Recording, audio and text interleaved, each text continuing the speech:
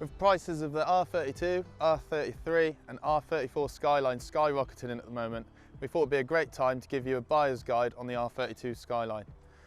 They're rocketing in price mainly because laws have changed in America and they don't build them anymore. The R32 is meant to be one of the most rawest and pure Skylines produced. So we're going to give you a quick rundown on what to look out for if you're looking for an R32 to invest in.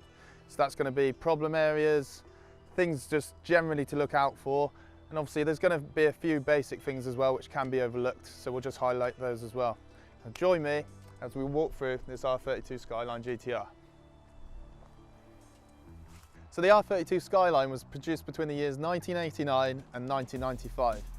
In that time it went through various different spec and trim levels, so you've got a V-Spec, V-Spec 2, N1, V-Spec N1, V-Spec 2 N1 and a Nismo.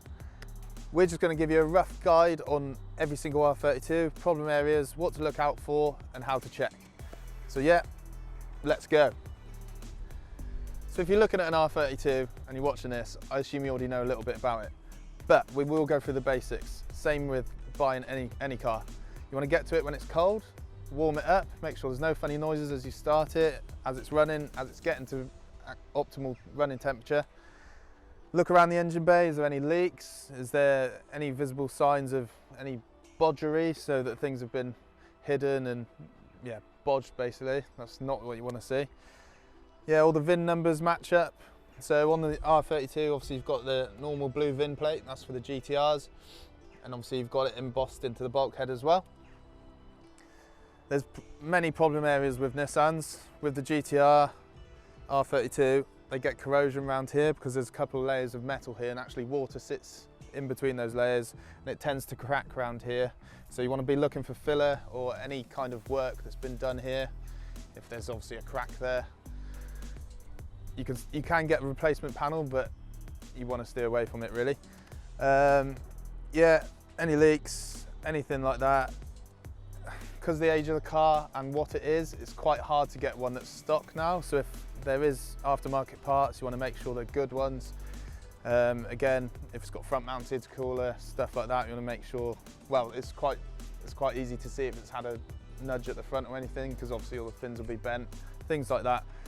It's real basic stuff, but it's what's going to protect you in the long run. These are becoming more of an investment now rather than a toy, because obviously prices are going up. So yeah, if you could buy one of these in as close to stock form as possible, which is quite hard, that would be brilliant. That would be great if you're looking to invest. But if you can't, just make sure all the mods that are on it are really good ones. So i.e. they're from Japan, they're JDM mods and they're well-known brands. They're always going to be worth the money and they go with the car, and then the car hold its money as well. So the R32 Skyline is a cracking track car. The RB26 engine, it's really good, but it does have its flaws. Even though it won 29 out of 29 races in the Japanese Group A Touring Car Championship, it does have its inherent flaws. One of those is cylinder 6 always runs lean. So if you could take a mechanic or technician with you when you look at one of these, that'd be great. Even better if you could take a compression tester, so you could test the pressure on each bore when it's cold and then again when it's hot. That would give you more of an idea if the engine's healthy or not, because these do rack up heavy bills if there is an issue. If they've ever been driven too hard, over boosted, rev too high, that's a key thing as well, because they do rev to 8,000 RPM, although it's 7,600 on the clocks because they read 400 low, or 400 high, sorry. As soon as they get up around 8,000 RPM, the oil pump stops actually doing its job. So it starts to cavitate and the engine's not getting oil. Same as your body, if it's not getting blood, it's not a good thing. So yeah, that can cause damage. So anything you can check to do with the health of the engine, that's brilliant. Again, service-wise, you want to make sure it's been serviced really well. Cam belts are key on these as well because they're an interference engine, so if anything happens to that, the head's knackered. So yeah, cam belt intervals are 60,000 miles on these. So to make sure that's done. If that has been done, you'll make sure the water pump's been done, idler pulleys, anything like that, because if one of those goes as well, that'll take out timing belt. Bye-bye engine. So yeah, you want to look at receipts as well, just to back up anything, any evidence, because I mean anybody can write something on a piece of paper. It's the world we live in now. But yeah, if you can back up all that, great. If you've got a bad feeling, walk away. Because of the age of these cars and what they are, there's a strong likelihood that it might have been in a bump. So there's a few key things you want to be looking at to check that. You want to make sure the bolts on the wings all line up, the paint's roughly the same on these as well, so you can see that the wings haven't moved, anything like that. You want to be looking at the chassis legs, these fin brackets here as well, bend in a bump. Slam panel, then you want to be looking down at the intercooler, in through the front of the bumper as well, and make sure the intercooler is all straight and true, and the bumper brackets. As well as that, the tabs on these headlights. These headlights are worth a lot of money now. They pull about £1,000 for a good set. So if you're checking all those things and you're happy with it, and it doesn't look to have been in a crash, you're on to a winner. So the R32 obviously come in different specs, all of which have either four-pot Nissan brakes or the Brembos. So you want to be, after you've driven the car, you want to check the wheels aren't too hot, because that's a good indication that a caliper's locking on, which again is going to cost you money. Then it's pads, discs, caliper rebuild, all of that jazz. Again, like any car, if you're walking around it, as you go through it, checking everything, you want to be looking across all the panels, making sure everything looks right, the paint looks right. You can't see any Bondo, as they say in America, or filler, as we say in England. Looking at all these trims are a lot of money, which are around the windscreen and around the windows. We actually had one of these painted recently, and these were very hard to get hold of. Windscreen damage as well, same as any window damage. These are very hard items to get hold of. Have noticed a few get rust around the windscreen as well, same with down below the rear window. And yeah, just walking around it, making sure everything looks straight, all the panel gaps are right, they're all uniform and match up with each other. That again is a good indication if it's had any damage. And then it's time to get into the nitty gritty, get in the boot and look what's going on.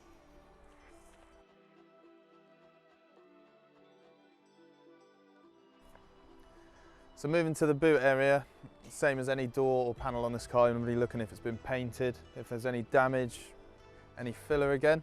This one seems to be really good. Well, I should hope so, because it's ours. Moving around the edges, they all look really nice. There's nothing hitting anything, so that's another good indication that it's all straight and good. And yes, unfortunately, being a Japanese car, corrosion. So we need to dig into the car a bit for this. We need to pull back the carpet. Oh, look at that. Lovely. This is a really good example. You want to pull all this out, really get in there. You want to be checking underneath the spare wheel, if it's got a spare wheel. You want to take these panels off as much as you can, or buy one of those little cameras to go on your phone so you can poke that down inside the actual cavities of the car. So in the rear quarters, water likes to sit here, and unfortunately they rust from the inside out. So by the time you can see rust on the outside, it's generally too late, it's game over.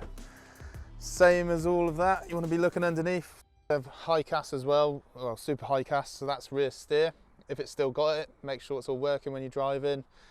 Obviously there's no leaks, anything like that underneath. If there's any knocks from the back, that could be the high cast end ball joints, track rods as well. So that's something else you want to be looking out for.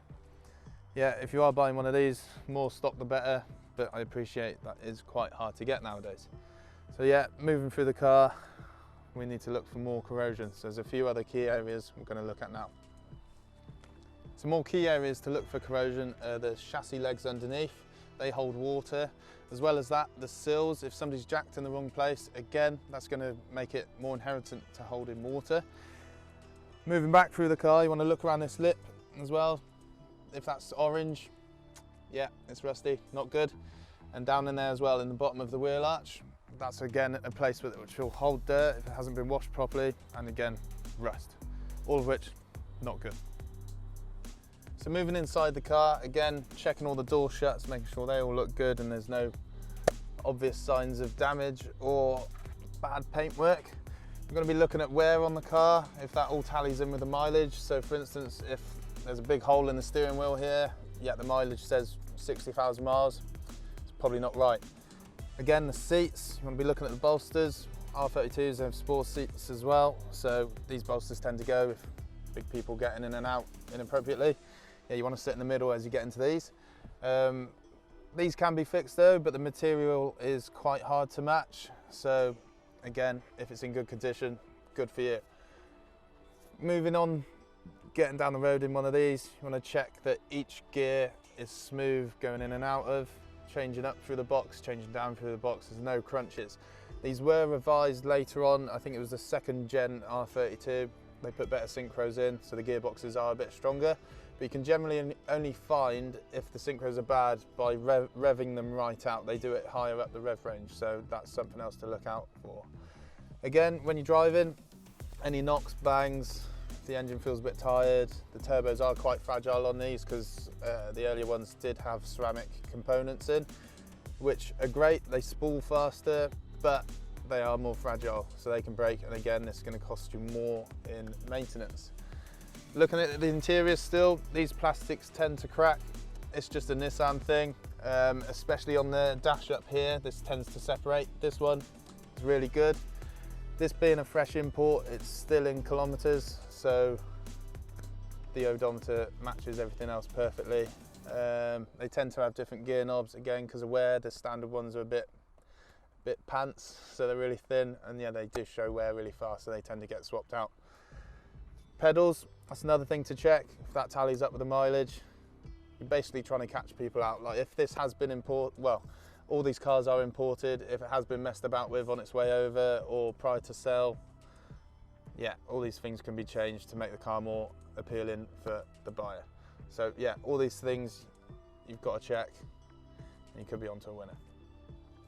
So service history with imports tends to be a bit vague. Obviously it's in a different language, so it tends to get lost because people don't understand it and it's like, doesn't mean anything to me. But this one's got it, so it's great. If the one you're looking at has got some service history, go right through it. If it is a fresh import, you want to look at the grade sheet. So that's the inspection list of before the car was exported. These tend to be really good and they show any previous damage, stuff like that. So it's really good to look at those.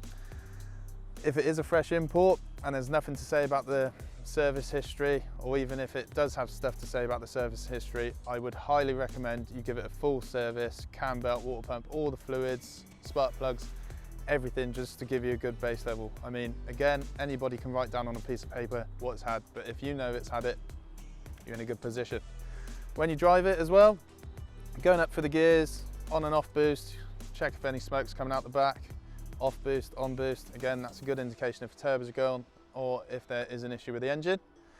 If you're planning on looking for one of these and running it and keeping it yourself as an investment, if it hasn't been mapped already, now it's in the country, you want to be running it on V-Power or any other high octane fuel. The fuel in Japan is a lot better than what we have over here and has a wider knock range, so it is more beneficial for your engine. If you can get it mapped so it's more specific to our fuel over here, that'd be great. So by following these key tips, you should be well on your way to bagging yourself a really good example of an R32 GTR. If you liked our buyer's guide, be sure to head over to Dream Car Giveaways page, like and subscribe for more content like this. Thanks for watching.